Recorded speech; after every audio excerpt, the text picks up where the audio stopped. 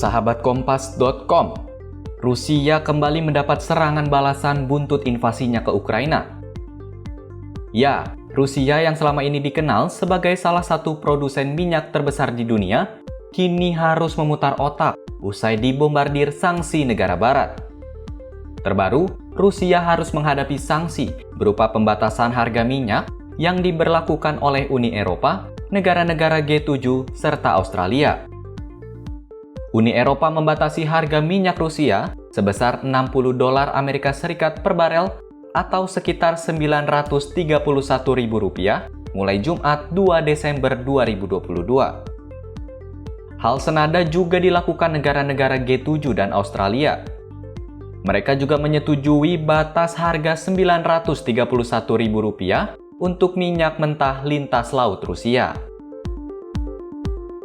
Ngomong-ngomong soal pembatasan harga minyak Rusia ini, kalian tahu nggak sih apa tujuan dari kebijakan ini? Nah, kebijakan pembatasan harga minyak Rusia memang ada kaitannya dengan invasi di Ukraina.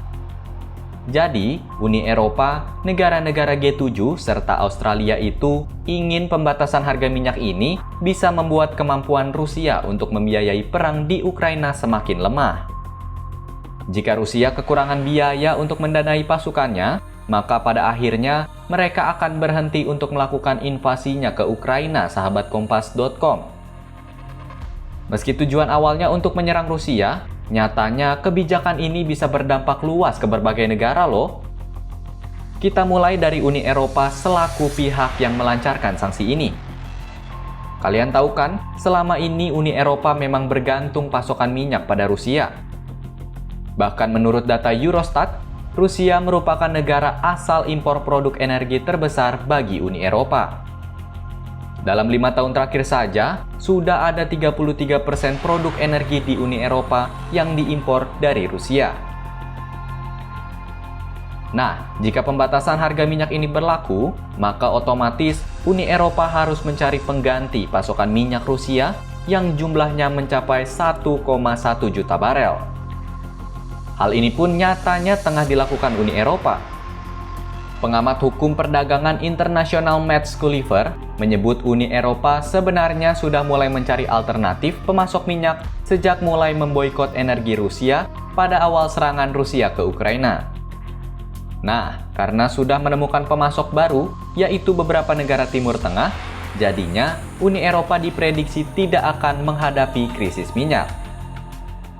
Meski begitu, tetap akan ada imbas lain yang dirasakan Uni Eropa akibat pembatasan harga minyak Rusia ini, yaitu berupa kenaikan harga minyak. Selain Uni Eropa, pembatasan harga minyak ini tentunya berdampak juga bagi Rusia sendiri loh. Dengan adanya pembatasan harga itu, maka produksi minyak Rusia diprediksi berkurang hingga 1,4 juta barel per hari. Padahal pada Oktober 2022, Rusia mendapat pemasukan $560 juta per hari dari produksi minyak dengan ekspor 7,7 juta barel per hari. Selain mengurangi jumlah pendapatan, kebijakan ini tentunya membuat Rusia harus mencari negara pembeli minyak 1,1 juta barel yang tadinya dikirim untuk Uni Eropa. Bukan hanya itu saja, di saat yang sama, Rusia juga akan kesulitan mengekspor minyak lewat jalur laut lantaran banyak kapal yang digunakan itu menggunakan asuransi dari Inggris dan Uni Eropa. Nah, gimana? Kebijakan pembatasan harga ini tampaknya memang bisa membuat Rusia rugi besar kan?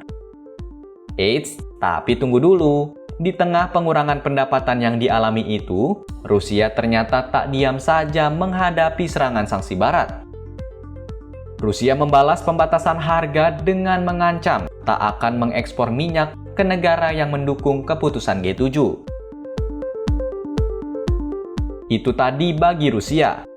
Gimana dengan negara pengekspor minyak Rusia yang lain, seperti contohnya India? Jadi, dampak yang bakal dirasakan India tentunya banyak, sahabat Kompas.com. Namun yang utama, India diprediksi akan bernegosiasi dengan Rusia soal penyesuaian harga. Meski begitu, ada pandangan berbeda nih terkait dampak pembatasan harga minyak Rusia. Menurut organisasi dari negara-negara pengekspor minyak bumi, OPEC, pembatasan harga minyak Rusia tidak akan merugikan negara-negara penghasil minyak selain Rusia. Begitu pula dengan pasar minyak yang dinilai tidak akan terlalu terpengaruh oleh langkah Barat ini.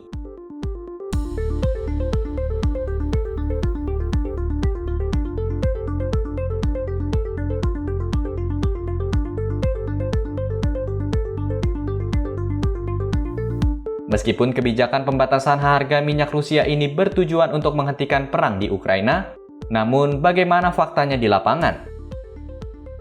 Ternyata, Rusia tetap optimis akan terus melakukan invasi ke Ukraina.